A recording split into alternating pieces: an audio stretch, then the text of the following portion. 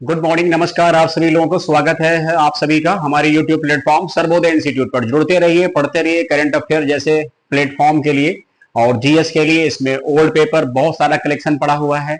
इसमें एक सेगमेंट आता है पोस्ट का, कम्युनिटी का, वहां जाएंगे तो आपको कुछ न कुछ न्यूज अब आपको हमेशा मिलती रहेगी। जैसे अभी इंडिया है तो वर्ल्ड में फोर्थ लार्जेस्ट जो है तो इकोनॉमी बन गया। किसको पीछे कर दिया? जो है उसने जापान को पीछे कर दिया। अभी हमारे ऊपर तीन देश है, एक जो है अमेरिका है, सेकंड चीन है, थर्ड जर्मनी है। और मुझे उम्मीद है कि जर्मनी को बहुत जल्दी इंडिया पीछे कर देगा। आने वाले एक वर्षों में हम विश्व की थर्ड सबसे बड़ी इकोनॉमी बन जाएंगे। तो ऐसे ही महत्वपूर्ण प्रश्नों को जानने के लिए, करंट अफेयर पढ़ने के लिए, कहीं भी किसी भी प्रिपरेशन में जुड़े हो, हालांकि आप कहीं भी पढ़ते हो, थोड़ा बहुत मिस्टेक हर जगह होता है, बट हमारे प्लेटफॉर्म पे आपको मिस्टेक वाला कोई पॉइंट नहीं मिलेगा। आप ये मान के चलिए। तो हम चाहते हैं यहां वहां भटकने की बजाय आप मेरे साथ जुड़ो, मेरे साथ पढ़ो, अपना फ्यूचर आगे बढ़ाओ, फिजूल की बाजी न पढ़ो। जितने लोग हो इधर उधर भटक रहे हो, यही वजह है कि आपको 28 राज्य 8 यूटी नहीं आते। तो अगर ऐसी कोई प्रॉब्लम है तो सर्वोदय इंस्टीट्यूट से जुड़ो, मेहनत करो, रिजल्ट दो और आगे बढ़ो। आइए बात करते हैं 25 से 26 मई 2025 की न्यूज। डेली रात में 10 बजे लाइव क्लास चलती है, उस पर 50 क्वेश्चन डिस्कशन किए जाते हैं। चाहे आप समीक्षा अधिकारी प्रिपरेशन करते, कोई भी करते हो, मेरे प्लेटफॉर्म को फॉलो करिए, जुड़िए और उसका फायदा होगा। हाल ही में जो रूट, ये बात 25 मई की न्यूज 26 मई की मॉर्निंग मिलेगी, जो रूट सबसे तेज 13,000 टेस्ट रन बनाने वाले खिलाड़ी बन गए वो किस देश से संबंधित हैं? कुछ ऐसे ही ऑप्शन दिए जाएंगे, England, Australia, New Zealand, West Indies. Bharat का नाम तो वैसे भी नहीं होगा क्योंकि ऐसे नाम नहीं होते इंडिया में। इंग्लैंड, तो इंग्लैंड के मशहूर बल्लेबाज जो रूट टेस्ट क्रिकेट में सबसे तेज 13,000 रन बनाने वाले खिलाड़ी बन गए हैं, राइट। इसके अलावा इसमें क्या है, इन्होंने इन्होंने इन्होंने इस उपलब्धि को यहां सही कर लेंगे, इस उपलब्धि को 153 टेस्ट मैच में हासिल किया है। इन्होंने जैक कैलेस का रिकॉर्ड तोड़ दिया है, जिन्होंने 159 मैच में ये उपलब्धि हासिल की थी। ये दक्षिण अफ्रीका के खिलाड़ी हैं, जैक, ठीक है, इनका ध्यान रखेंगे, जैक जो है कैलोस का। ठीक है, चलिए ये बात क्लियर हो गई। तो ये इंपॉर्टेंट क्वेश्चन है, जो रूट अभी हाल ही में किस देश के ऐसा कारनामा किया? इंग्लैंड के हैं।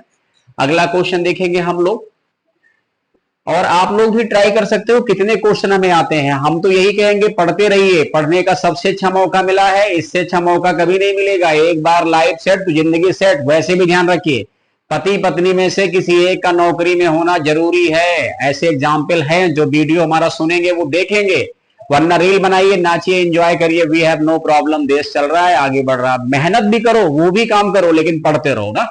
तो हाल ही में rising north east investor summit 2025 कहां आयोजित की गई है? वैसे चूंकि मामला नॉर्थ ईस्ट का है, नॉर्थ ईस्ट में देखेंगे तो वहां एक कॉन्सेप्ट आता है सेवन सिस्टर्स का ना, 7 बहनें। मतलब कहने का, इसमें कौन नहीं आता है, इसमें कौन नहीं शामिल है, इसमें सिक्किम नहीं शामिल है, ये ध्यान रखेंगे ना।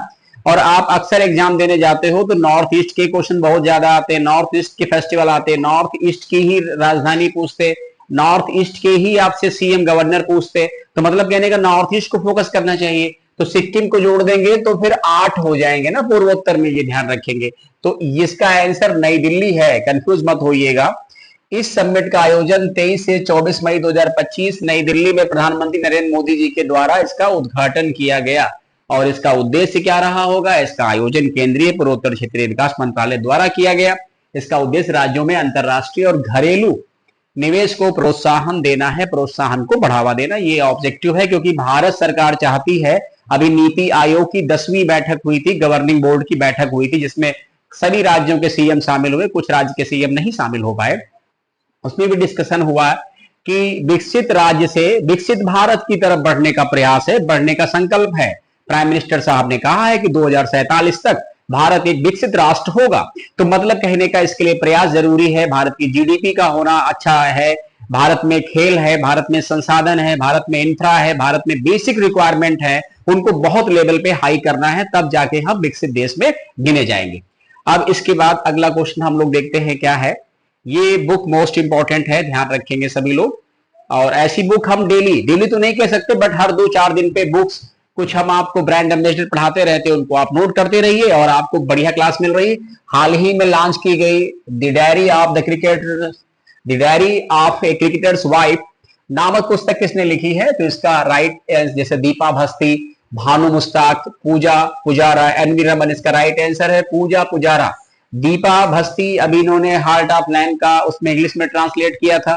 बानू मुश्ताक की विशेषता है, इनको अंतरराष्ट्रीय बुकर पुरस्कार सम्मानित किया गया। मोस्ट इंपॉर्टेंट क्वेश्चन है, कन्नड़ के लिए पहली बार मिला है, पहली जो है मतलब दूसरी भारतीय महिला है। ये पुस्तक पूजा पुजारा ने लिखा है, जो चेतेश्वर पुजारा की पत्नी है, जो एक भारतीय मतलब क्रिकेटर रहे हैं। तो क्रिकेटर्स की लाइफ क्या होती है, क्रिकेटर के बारे में क्या क्या लोगों का नजरिया होता है, वही संबंधित ये बुक है। एक मतलब क्रिकेटर को क्या क्या संघर्ष करने पड़ते हैं, the diary of A cricketers wife. ठीक है, अगला हम लोग देखेंगे क्या है पॉइंट। अगला क्वेश्चन हमारा मोस्ट इंपॉर्टेंट क्वेश्चन है, इलेक्शन कमीशन से है, निर्वाचन आयोग से है। निर्वाचन आयोग हमारा संविधान के अंतर्गत भाग 15 में शामिल है। हाल ही में चुनाव आयोग ने मतदान केंद्र में मतदाताओं की अधिकतम संख्या 1500 से घटाकर कितनी कर दिया है, मतलब घटाई है, बढ़ाई तो है नहीं।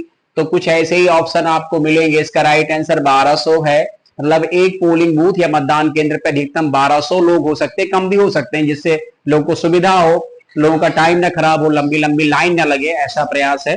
तो निर्वाचन आयोग ने मतदान केंद्र में मतदाताओं की अधिकतम संख्या 1500 से जो है 1500 से घटाकर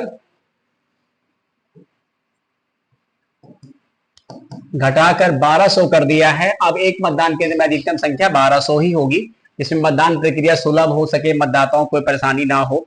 भारत के प्रथम मुख्य निर्वाचन आयुक्त, मोस्ट इंपॉर्टेंट क्वेश्चन, हर एग्जाम में आता है, अक्सर आता है, सुकुमार सेन, ध्यान रखेंगे। भारत की पहली महिला मुख्य निर्वाचन आयुक्त, ये Madhya Pradesh PCS UPSC VS Rama Devi, मात्र 15 दिन के लिए, मोस्ट इंपॉर्टेंट, एक ही महिला रही हैं। इसके अलावा अगला हमारा क्वेश्चन क्या है, अगला क्वेश्चन है कि भारत के वर्तमान मुख्य निर्वाचन आयुक्त कौन है, ज्ञानेश कुमार या ज्ञानेश कुमार गुप्ता जी। इनकी रैंक 26 है, ये नहीं भूलेंगे। दो निर्वाचन आयुक्त इनके साथ हैं, एक विवेक जोशी है और एक सुखबीर सिंह संधू हैं। ये बात भी आपको नहीं भूलनी है, याद रखनी है सभी विद्यार्थियों को। जब आपको पढ़ाते वक्त हम क्वेश्चन करते हैं तो आपका फर्ज बनता है कि हम ढंग से पढ़ के जाएं, ढंग से पढ़ें, जिससे रिजल्ट हमारा बेहतर हो। ठीक है, इसके अलावा हमारा अगला क्वेश्चन क्या है उसको देखेंगे। बहुत इंपॉर्टेंट क्वेश्चन, हाल ही में शिवपाल सिंह का संबंध किस खेल से है, जिन पर 8 साल का प्रतिबंध लगाया गया है। ऐसे क्वेश्चन एग्जाम में अक्सर आते हैं। अगर आपको नहीं आता है तो आप सबसे पहले कंफ्यूज होते हैं कि इसका आंसर हम क्या दें क्या ना दें। ठीक है, तो जीएस के नाते, या जीएस मैंने जो 12-15 साल पढ़ाया है, मेरा अपना एक एक्सपीरियंस अनुभव है कंपटीशन का, अक्सर लोग भूलते हैं। ठीक है, तो इसका क्या है, लॉन्ग जंप के हैं, डिस्कस थ्रो है, जेवलिन थ्रो है, भाला फेंक के ये प्लेयर है शिवपाल सिंह। टोक्यो ओलंपिक में देश का प्रतिनिधित्व करने वाले भारत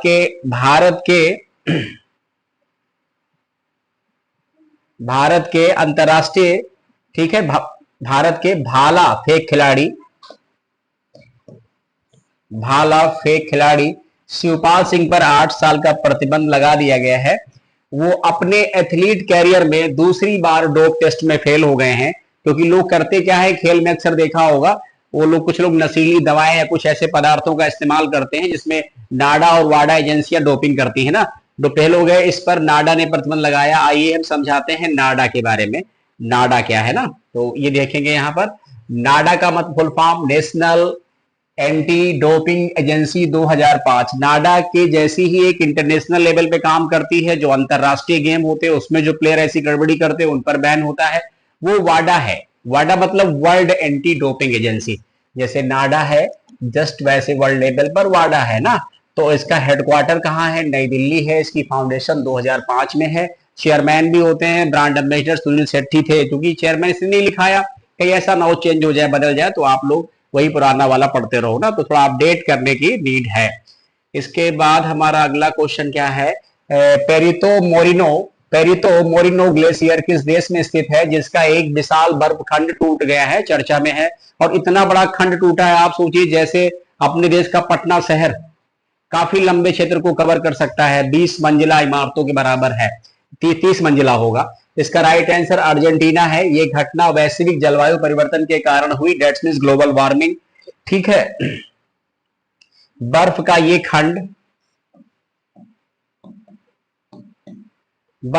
खंड 30 मंजिल इमारत के बराबर है। ये glacier loss glacier national park के अंतर्गत आता है, जो कि यूनेस्को की विश्व धरोहर स्थल है। आप सोचिए कि इतना बड़ा ग्लेशियर गिरा है कि एक छोटा सा पटना जैसा शहर पूरा क्या होगा, उसी बराबर आबादी घेर लेगा।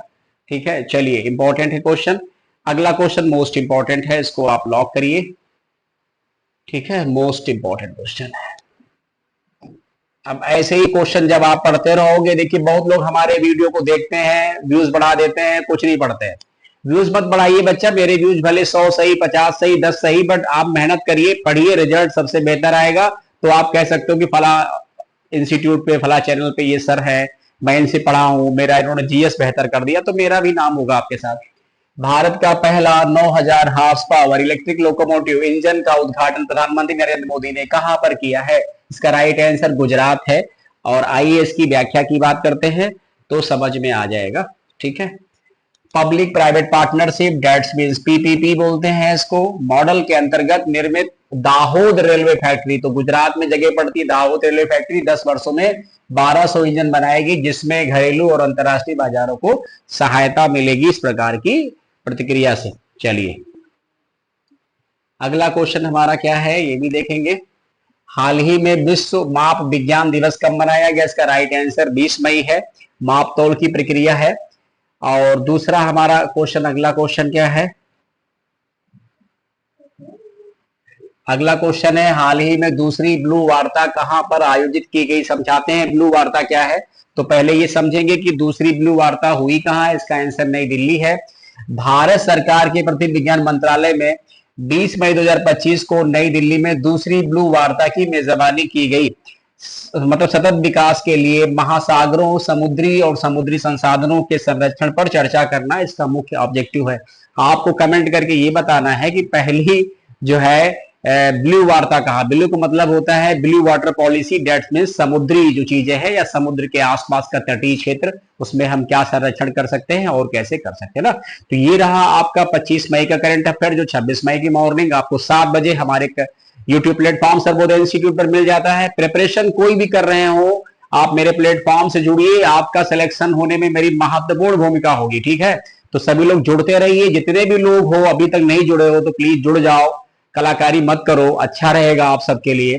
हम समझ सकते हैं कि आपका ईगो टॉट नहीं, कुछ लोगों का ईगो बहुत पीक में होता है, उसको उतार के नीचे रखो और मेहनत करो और आगे बढ़ो, क्योंकि आपकी कलाकारी करते करते आप 28, 30, 32, 40 साल के होते जा रहे हो। थोड़ा मेहनत करो, इफर्ट करो और अच्छा रिजल्ट दो, इसमें ज्यादा आपका फायदा होगा।